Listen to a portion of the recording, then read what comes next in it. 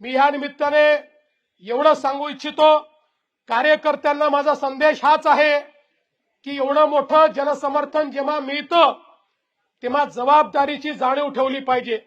आपल्याला जबाबदारीने वागावं लागेल। जिंकल्यानंतर उन्माद नको, कोणीही उन्मादाने या ठिकाणी जिंकल्यानंतर वागणार नाही, हे कार्यकर्त्यांनी लक्षात ठेवलं पाहिजे।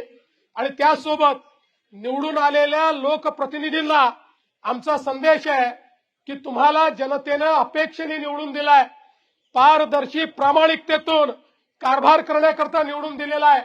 त्यामुळे आपण सगळ्यांनी या गोष्टीची जाण ठेवली पाहिजे की आपण सगळे निवडून आलो, मोदीजींवर जो विश्वास आहे, भाजपावर जो विश्वास आहे, या विश्वासामुळे आपण निवडून आलेलो आहोत।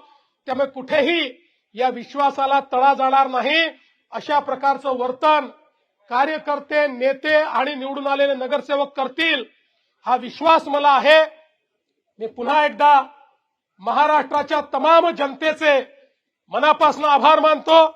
आमचं वरिष्ठ नेतृत्व या ठिकाणी माननीय मोदीजी असतील, आमचे अध्यक्ष नड्डाजी असतील, या ठिकाणी अमित भाई असतील, आमचे कार्याध्यक्ष नितीन नवीनजी असतील, महाराष्ट्रामध्ये आमचे ज्येष्ठ नेते आदरणीय गडकरी साहेब असतील, या सगळ्यांचे मी अतिशय मनापासून या ठिकाणी आभार मानतो।